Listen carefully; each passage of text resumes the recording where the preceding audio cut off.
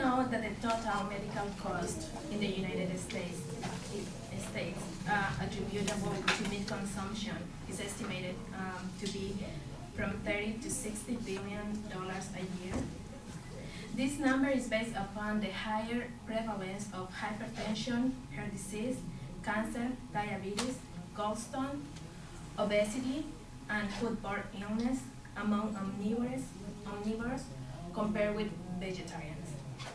Today, my claim is that plant-based diets are more beneficial to you than meat-based diets. A plant-based diet improves your health, prevent cruelty to animals, and save the earth.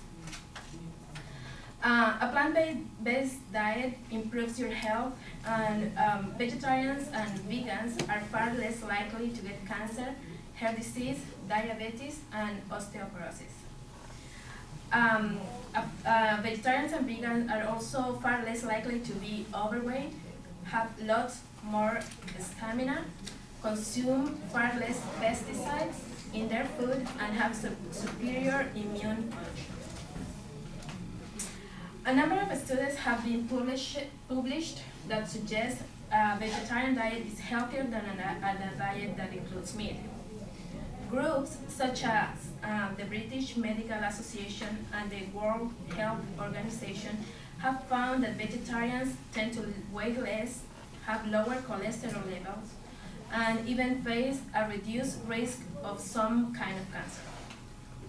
In 2009, the American Diet Association formally supported a well-planned vegetarian diet as a way to reduce risk of numerous common health problems, including heart disease, high blood pressure, and diabetes. Also, a vegetarian diet prevents cruelty to animals. Nobody wants animals to suffer, but it's easy to forget that when we eat them. That's what, and when we eat them, that's what we are supporting. The easiest action a person can take to reduce animal suffering is to simply stop eating them. Around 8 billion animals are killed for food every year in the United States alone.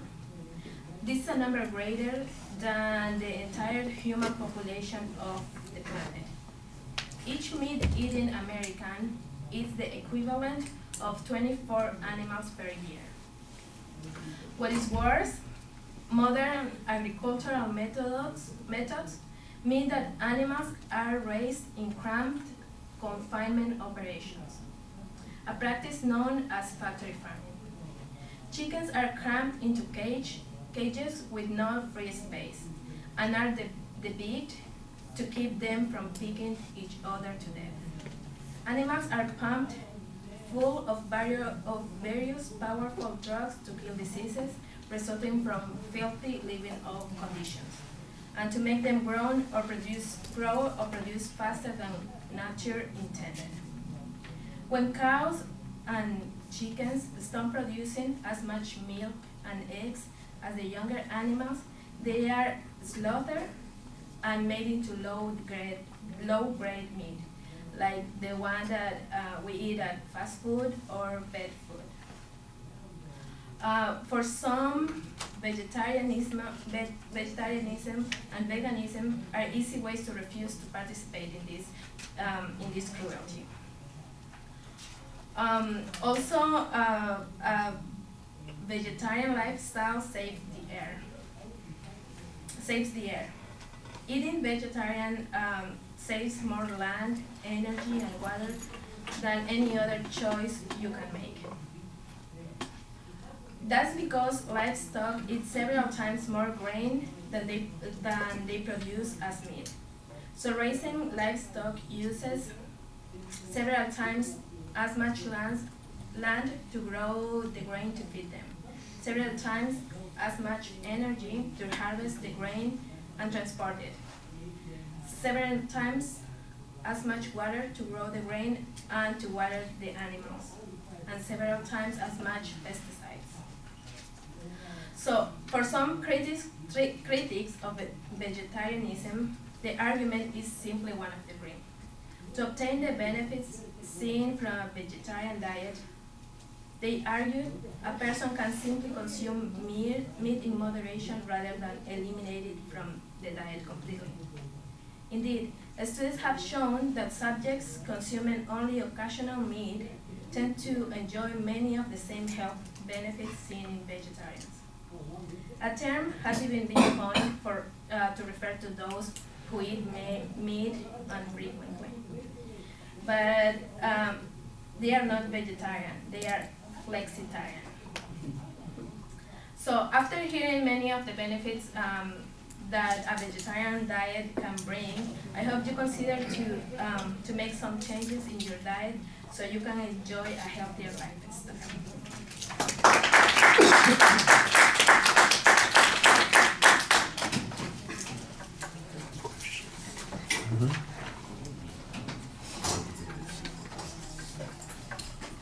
Well, if you don't know what the motivated sequence is, you should look it up because it's going to be on the test next week. No, but I don't. Well, But then did she establish a need for us to listen? Was there a satisfaction step that provided us a way to fix this problem? Was there a visualization that got you emotionally involved? Was there an action that was offered for people who, if she's making a policy plan?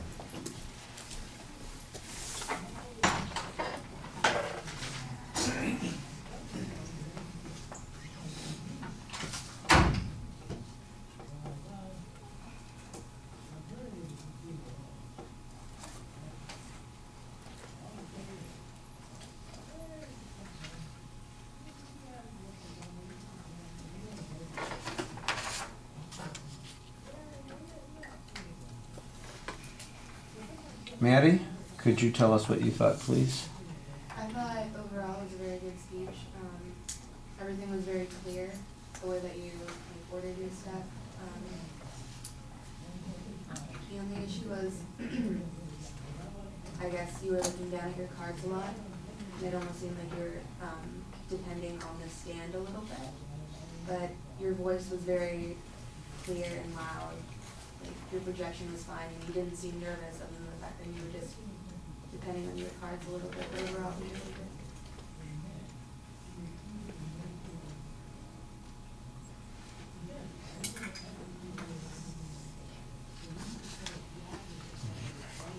Well, those are all delivery-related issues. Do you have anything to say about the content element? Yeah, your credibility was really good, just with your sources. It was just very clear, like everything that was going on. Like I wasn't confused as to what you were talking about. Okay. All right, I thought that the opening was pretty good. You've got a nice dramatic statistic. You've got a pretty clear statement of your claim. The claim is presented as a claim of fact at first, but then you're going to use a supporting claim that's a value claim, so you're going to have to make something a little bit more general than that, because you can't use a claim of value to support a claim of fact. You can use both a claim of fact and a claim of value to support a policy proposition. And in the end, that's really what you're doing, is you're suggesting that people live a vegetarian lifestyle. I thought the first, I'd have to agree with what Maddie said, that there's a lot of information in the speech, but none of it is being cited very clearly. I mean, I just get statistics, like the statistic that you had in the introduction. I don't know where that came from. The information about the factory farms, I mean, I've heard that kind of stuff before, but I'm not sure how typical it is, how widespread it is, and I don't know who is telling us all these sorts of things. The general information about the health benefits, it started off that, we're going to be far less likely to have these health consequences, and then later on it's, well, some kinds of cancer are prevented if you refrain from eating meat, and that seems like a very different kind of claim. The degree to which people are affected by the cholesterol that they consume, especially if they consume it moderately, which later on you say doesn't produce these particular kinds of effects, well then why is that a justification for a vegetarian lifestyle? That's just a justification for reducing our consumption of meat.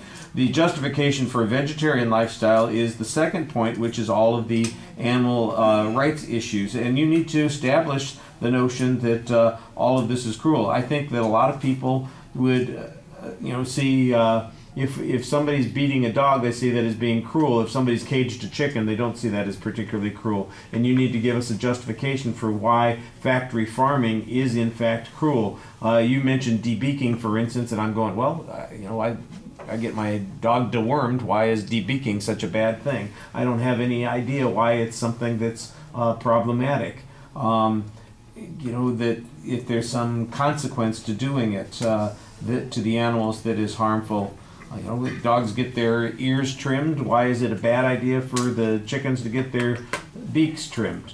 And I'm sure that there's a reason, but I don't know that you presented that reason, and it's not a reason that we're going to be able to consider in deciding whether or not we want to abandon eating meat as a way of avoiding being connected with the cruelty that goes on that you say is happening there.